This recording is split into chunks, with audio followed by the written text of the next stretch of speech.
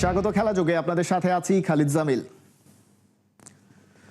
নামিবিয়াকে উড়িয়ে টি-20 বিশ্বকাপে সুপার 8-এ নাম লেখালো পাকিস্তান। কলম্বোতে ব্যাটে বলে সালমান আঘাদের কোনো জবাবই দিতে পারেনি গেরহার্ড এরাসমাসের দল।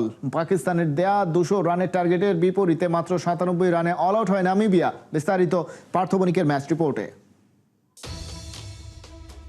ইনিংসের প্রথম বল থেকেই ক্রিজে ঘাঁটি গেড়েছেন নামিবিয়ার একের পর এক বোলারকে তুলোধুনো করেছেন। সাহিবজাদা ফারহান সেঞ্চুরি পাবেন তো, দরকার যে মাত্র 1 রান। অবস্থা যখন এমন, তখন নামিবিয়া কাপ্তান গেরহার্ড এরাসমাসের বল মিড অনে ঠেলেই সিঙ্গেল নিলেন পাক ওপেনার, আর সাথে সাথেই উল্লাসে ফেটে পড়ল গ্যালারি। সেঞ্চুরি পূরণ করে ব্যাট উঁচিয়ে ধরলেন সাহিবজাদা। বিশ্বকাপের মঞ্চে এটাই যে তার প্রথম শতকের দেখা।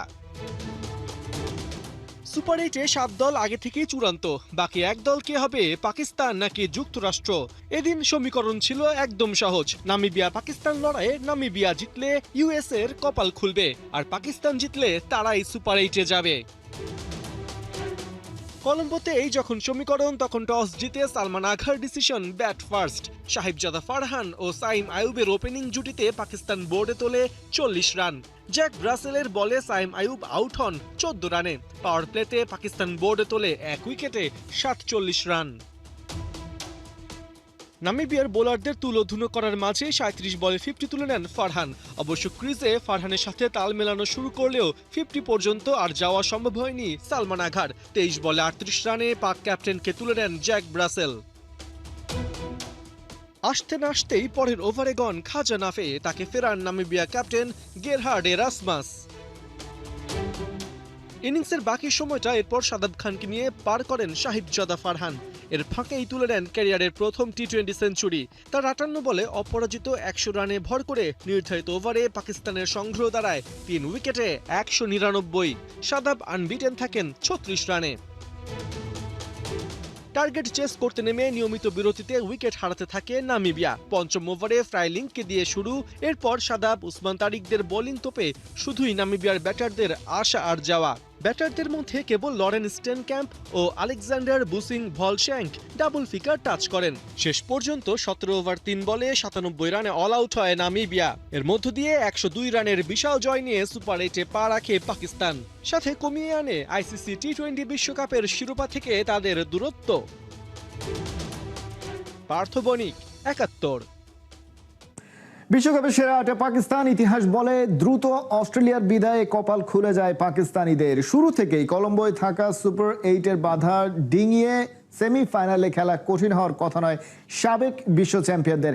কোন ছকে আগাবে সালমান আঘারা, কলম্বো থেকে সেটাই জানাচ্ছেন সাইফুল রূপক।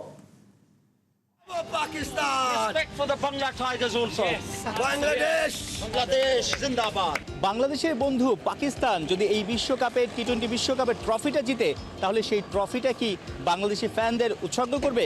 ঘটনা কিন্তু সেদিকেই যাচ্ছে। খুলেই বলি, পাকিস্তান 3টা আইসিসি ইভেন্ট জিতেছে। 1992 সালে ওয়ানডে বিশ্বকাপ, 2009 সালে টি-20 ওয়ার্ল্ড কাপ, 2017 সালে চ্যাম্পিয়ন্স ট্রফি। মজার ব্যাপার, এই 3টা আইসিসি ইভেন্টেই কিন্তু অস্ট্রেলিয়া গ্রুপ পর্ব থেকে কিংবা প্রথম রাউন্ড থেকে বিদায় নিয়েছে। 2026-ও একই ঘটনা ঘটেছে, অস্ট্রেলিয়া বিদায় নিয়েছে। জিম্বাবুয়ে চমক দেখিয়েছে, ক্যাঙ্গারুদের হারিয়ে জিম্বাবুয়ে সুপার 8 নিশ্চিত করেছে। 8ম দল হিসেবে পাকিস্তান সুপার 8-এ অর্থাৎ নামিবিয়ার বিপক্ষে বড় জয়। পাকিস্তান কলম্বোতে একদম বিশ্বকাপের শুরু থেকে আছে। তারা এসএসসিতে 3টা ম্যাচ খেলেছে, 3টাই জিতেছে। একটা প্রেমাদাসায় খেলেছে, কলম্বোর আরেক গ্রাউন্ড, সেই জায়গাটাতে ভারতের বিপক্ষে হেরেছে। তবে এই কন্ডিশন, আবহাওয়া, উইকেট সবকিছু কিন্তু পাকিস্তান এখন দারুণভাবে আসলে মুখস্থ করে ফেলেছে, এখন তাদের মাথাতে ঢুকে গেছে। সেই জায়গাটাতে তাদের সুপার 8-এর প্রথম ম্যাচ প্রেমাদাসায় নিউজিল্যান্ডের বিপক্ষে, তারপর ক্যান্ডির পাল্লে গেলেতে তাদের ম্যাচ আছে 2টো, ইংল্যান্ড এবং শ্রীলঙ্কার বিপক্ষে। পাকিস্তানি সাংবাদিকদের সঙ্গে কথা বলে যা বোঝা গেল যে নিউজিল্যান্ড এবং ইংল্যান্ডকে আসলে তারা ধরে ফেলতে চায়, অর্থাৎ শ্রীলঙ্কার পিচে সেভাবে ইউজ টু না। স্পিনটা যদি ধরে, পাকিস্তানি স্পিন অ্যাটাক ভালো, নিউজিল্যান্ড এবং ইংল্যান্ডকে যদি তারা হারাতে পারে, তাহলে কিন্তু সেমিফাইনালের দরজাটা একদম ভালোভাবেই খুলে যাবে। যদিও শ্রীলঙ্কার বিপক্ষে শেষ ম্যাচ তাদের সুপার 8-এর, Sri Lanka home team, home ground, home crowd, শ্রীলঙ্কার বিপক্ষে ভালো খেলা বা জয় পাওয়াটা একটু কঠিন হবে। তাই পাকিস্তানের মূল টার্গেট থাকবে নিউজিল্যান্ড এবং ইংল্যান্ডকে চমকে দেয়া। তারা কিন্তু এখন অনেক বেশি আত্মবিশ্বাসী। তারপর সেমিফাইনাল, তারপর ফাইনাল। আর পাকিস্তান যদি সেমিফাইনাল কিংবা ফাইনালে ওঠে, তাহলে কিন্তু তাদের খেলাগুলো এই কলম্বোতেই হবে। অর্থাৎ সেমিফাইনাল বা ফাইনালে ভারত যদি প্রতিপক্ষ হয়, ভারত কিন্তু তাদের মাটিতে খেলতে পারবে না, যেহেতু পাকিস্তান ভারতে যাবে না। তাই পাকিস্তান যদি একদম নকআউট পর্যন্ত যায় তাহলে কিন্তু পাকিস্তানের জন্য একটা বেনিফিট থাকবে, একটা সুবিধা থাকবে। অনেক দিন ধরে কলম্বোতে আছে এবং ওই সময়টাতে অন্য দল অন্য জায়গা থেকে ট্রাভেল করে এসে খেলাচ্ছে। পাকিস্তানের জন্য আসলে এই কন্ডিশনে থেকে খেলাটা সহজ হবে। তাই ওই শুরুতে যে কথাটা বললাম, অস্ট্রেলিয়া বিদায় নেওয়া, গ্রুপ পর্ব থেকে পাকিস্তান এগিয়ে যাওয়া, আবারও কি পাকিস্তানের হাতে ট্রফি উঠবে, দ্বিতীয়বারের মতো টি-20 ওয়ার্ল্ড কাপের চ্যাম্পিয়ন হবে এবং শেষে বাংলাদেশি ভক্তদের উৎসর্গ করবে? সাইফুর রূপক, ৭১, কলম্বো, শ্রীলঙ্কা। চলতি বিশ্বকাপে না খেললেও 2028 টি-20 বিশ্বকাপে অংশগ্রহণ নিশ্চিত হয়েছে বাংলাদেশের। 2028-এ অস্ট্রেলিয়া এবং নিউজিল্যান্ডে হতে যাওয়া টি-20 বিশ্বকাপে বাংলাদেশ ছাড়াও আরও 11 দলের সরাসরি অংশগ্রহণ নিশ্চিত করেছে আইসিসি। নামিবিয়াকে হারিয়ে বিশ্বকাপের সুপার 8 নিশ্চিত করেছে পাকিস্তান। এরই সাথে চলতি আসরে সুপার 8-এ যাওয়া 8 দল নিশ্চিত হয়েছে। আইসিসির নিয়ম অনুযায়ী সুপার 8 নিশ্চিত করা দলগুলো পরবর্তী বিশ্বকাপে সুযোগ পায় সরাসরি। Bharat, Pakistan, Sri Lanka, England, West Indies, Zimbabwe, south Africa, New Zealand তাই সরাসরি খেলবে 2028 বিশ্বকাপে। যেহেতু বিশ্বকাপ হবে অস্ট্রেলিয়া এবং নিউজিল্যান্ডে, তাই সুপার 8-এ জায়গা না পেয়েও আয়োজক হিসেবে সরাসরি খেলবে অজিরাও। অপরদিকে র্যাঙ্কিংয়ে এগিয়ে থাকার কারণে বাংলাদেশ, আফগানিস্তান এবং আয়ারল্যান্ডও নিশ্চিত করেছে বিশ্বকাপে সরাসরি অংশগ্রহণ। 20 দলের আসরে বাকি 8 দলকে বাছাই পর্ব পেরিয়ে আসতে হবে বিশ্বকাপে। টি-20 বিশ্বকাপের সুপার 8 শুরুর আগেই বড় এক ধাক্কা খেল শ্রীলঙ্কা। লঙ্কান বোলিং আক্রমণের প্রধান অস্ত্র মাথিসা পাতিরানার বিশ্বকাপ মিশন শেষ হতে চলেছে। গত 16 ফেব্রুয়ারি অস্ট্রেলিয়ার বিপক্ষে ম্যাচে নিজের চতুর্থ বলটি করার সময় কাফ মাসলে চোট পেয়ে মাঠ ছাড়েন এই তরুণ পেসার। প্রাথমিক স্ক্যান রিপোর্টে পেশিতে বড় ধরনের টান ধরা পড়েছে, যা সেরে উঠতে বেশ কয়েক সপ্তাহ সময় লাগবে। লঙ্কান ব্যাটিং পরামর্শক বিক্রম রাঠৌরে ইঙ্গিত দিয়েছেন, টুর্নামেন্টের বাকি অংশ পাতিরানাকে পাওয়া প্রায় অসম্ভব। বর্তমান দলের সেরা ডেথ স্পেশালিস্টকে হারানো লঙ্কানদের জন্য বড় দুশ্চিন্তার কারণ, বিশেষ করে যখন সুপার 8-এ ইংল্যান্ড ও নিউজিল্যান্ডের মতো শক্তিশালী প্রতিপক্ষের মুখোমুখি হতে হবে তাদের। ইয়র্কার আর স্লোয়ারের প্রতিপক্ষ কুপকাত করা পাতিরানার অভাব শ্রীলঙ্কা কিভাবে পূরণ করবে, সেটাই এখন দেখার বিষয়।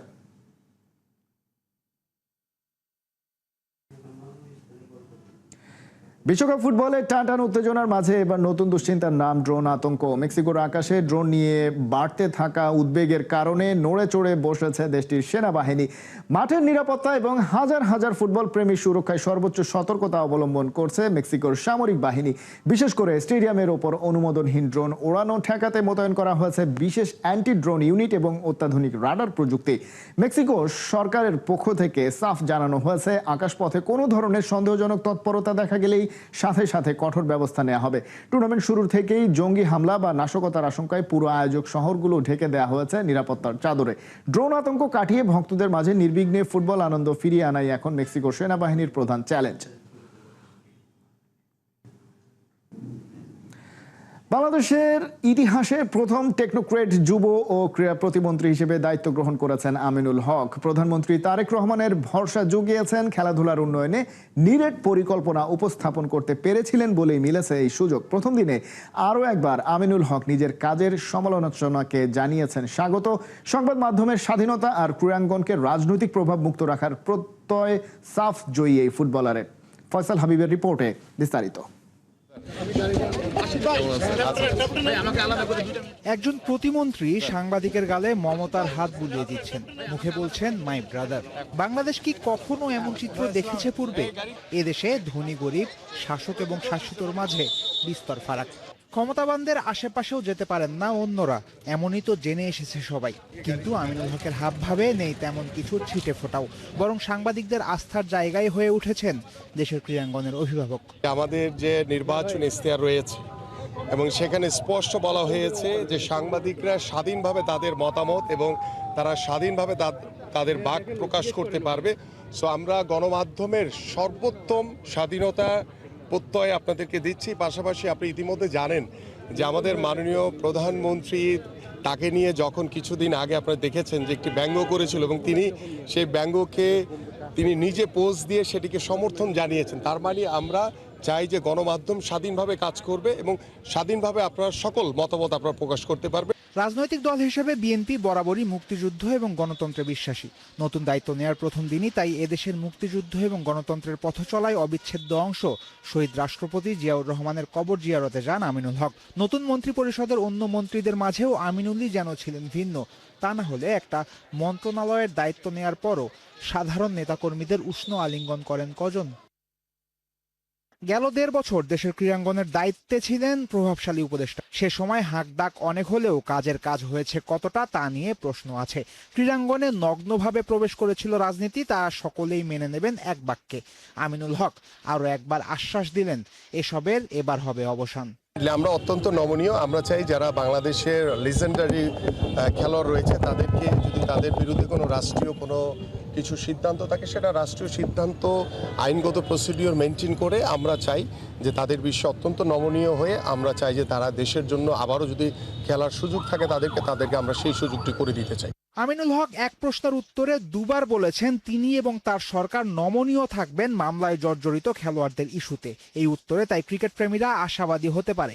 সাকিব আল হাসানকে আবার মাঠে দেখার সম্ভাবনাও বাড়ছে। তাই যেটা চেষ্টা করব, যারা ক্রীড়া সংগঠন যাদেরকে দিলে যুব ও ক্রীড়া মন্ত্রণালয়ের দায়িত্ব নেয়ার পরই আমিনুল বলেছেন ক্রিকেট ফুটবলের বাইরেও তার ফোকাস থাকবে।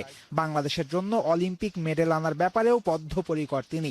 একই সাথে খেলাধুলাকে বানাবেন পেশা, সাবেক ক্রীড়াবিদদের দেবেন ভালো জীবন। এমন সব প্রতিশ্রুতি এবং ভীষণের জন্যই তো সাবেক এই ফুটবলার হয়েছেন বাংলাদেশের ইতিহাসের প্রথম টেকনোক্র্যাট ক্রীড়া প্রতিমন্ত্রী। প্রধানমন্ত্রী তারেক রহমানের এই সিদ্ধান্তে জনমানুষও হয়েছে খুশি। ক্রীড়াপ্রেমীদের মুখের হাসিকে আগামী ৫ বছরে আরও চওড়া করার দায়িত্ব এখন দেশের ক্রীড়াঙ্গনের ক্যাপ্টেনের কাঁধে। ফয়সাল হাবিব, ৭১। যুব ও ক্রীড়া প্রতিমন্ত্রী হিসেবে শপথ নেয়ার দিনই সংবাদ সম্মেলন থেকেই বাংলাদেশ ক্রিকেট বোর্ডের সিইওকে ফোন দেন আমিনুল হক। তার এই পদক্ষেপের প্রশংসা যেমন পাচ্ছে তেমনি হচ্ছে সমালোচনাও। তবে আমিনুল হকের বক্তব্যকে ভুলভাবে উপস্থাপন করে সমালোচনা করা হচ্ছে বলেই বলছেন আমিনুল হক নিজেই। দেশের স্বাধীন সাংবাদিকতার পরিবেশ গড়ার লক্ষ্যেই বাংলাদেশ ক্রিকেট বোর্ড বিসিবিতে অনুমোদনপ্রাপ্ত গণমাধ্যমের প্রবেশ এবং কাজে যেন কোনো বাধা তৈরি না হয়, সেজন্য বুধবার তড়িৎ সিদ্ধান্ত নেন যুব ও ক্রীড়া প্রতিমন্ত্রী আমিনুল হক। কিন্তু তার বক্তব্যের ভুল ব্যাখ্যা হচ্ছে বলে ক্রীড়া প্রতিমন্ত্রী মানহীন সংবাদ প্রচার বেড়ে যাবে এই মন্তব্য করেন। অথচ তার মূল বার্তাটি ছিল স্পষ্ট, সাংবাদিকদের পেশাগত দায়িত্ব পালনের পরিবেশ নিশ্চিত করা। সরকারের অবস্থানও একই, গণমাধ্যমের বাক স্বাধীনতা ও প্রবেশাধিকার যেন কোনোভাবেই ক্ষুণ্ণ না হয়।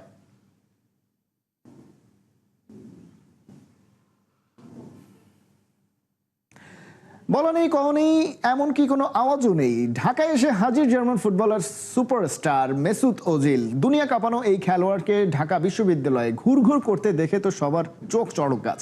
এমন প্লেয়ারকে চোখের সামনে দেখতে যেখানে পয়সা দিয়ে টিকিট কাটতে হয়, সেই ওজিল কিনা সোজা হাজির ক্যাম্পাসের মেডিকেল সেন্টার উদ্বোধন করতে। রহস্যটা কি? রিপোর্টে তার বিস্তারিত। বাংলাদেশের ফুটবল ভক্তরা তো জানেনি মেসুত ওজিল কতটা ধর্মপ্রাণ। রমজানের রোজা রাখা, নামাজ আদায় কিংবা প্রতিটা ম্যাচের আগে আল্লাহর কাছে হাত তুলে মোনাজাত। ওজিলের এমন সব ছবি যেন রমজান এলে চোখের সামনে ভাসে আরো বেশি বেশি। কিন্তু এবার তো ছবি নয়, চোখের সামনে মেসুত ওজিল স্বয়ং। ঢাকা বিশ্ববিদ্যালয়ে শহীদ মোর্তজা মেডিকেল সেন্টার রেনোভেশন করা হয়েছে। সেটার উদ্বোধন করতেই ঢাকায় মেসুত ওজিলের আসা। কিন্তু একটা বিশ্ববিদ্যালয়ের নিজস্ব মেডিকেল সেন্টারের জন্য তার এভাবে চলে আসাটা কি একটু বেশি বেশি হলো না? প্রজেক্টে বিশ্ববিদ্যালয়ের প্রশাসনের সাথে ছিল তুরস্কের টিকা প্রকল্প, আর তাদের উদ্যোগেই মেসুত ওজিল এসেছেন ঢাকায়। চ্যারিটির ব্যাপারে ওজিলের তো না নেই। সেই সাথে কে না জানে, জার্মানিতে বেড়ে ওঠা আর সেই দেশের হয়ে বিশ্বকাপ জিতলেও ওজিল তো আসলে টার্কিশ ইমিগ্রেন্ট ফ্যামিলিতেই বিলং করেন। টিকা মূলত তুরস্কের সরকারের একটি প্রকল্প, তাই তো ওজিল একা আসেননি, তার সাথে ছিলেন তুরস্কের প্রেসিডেন্ট রিসেপ তাইপ এরদোয়ানের ছেলে বিলাল এরদোয়ান। তাদের সাথে এই আয়োজনে আরও ছিলেন বাংলাদেশে নিযুক্ত তুরস্কের রাষ্ট্রদূত রামিজ সেন এবং টিকার প্রেসিডেন্ট আব্দুল্লাহ এরেনো। ভিআইপি গেস্টদের আশেপাশে থাকতে পেরেছেন অবশ্য কেবল ডাকসুর নেতৃবৃন্দই। ঢাকা বিশ্ববিদ্যালয়ের আনুষ্ঠানিকতার পর ওজিলের যাওয়ার কথা কক্সবাজারের রোহিঙ্গা ক্যাম্পে। সেখানেও টিকা প্রকল্পের আওতায় রোহিঙ্গাদের পাশে দাঁড়াচ্ছে তুরস্কের সরকার। ওজিল জার্মানির জার্সিতে 2014 ব্রাজিল বিশ্বকাপের ট্রফি জেতেন, তবে বেশ কম বয়সেই ছেড়ে দিয়েছিলেন ন্যাশনাল টিম। অভিযোগ তুলেছিলেন স্রেফ তার্কিশ বংশোদ্ভূত হওয়ায় তাকে পড়তে হয়েছে বর্ণবাদী আচরণের মুখে। 2018 সালে জার্মানির হয়ে খেলেন সবশেষ আন্তর্জাতিক ম্যাচ। তুরস্কের ক্লাব বাসাকশাহিরে ছিলেন 2023 পর্যন্ত। খালিদ জামিল, একাত্তর।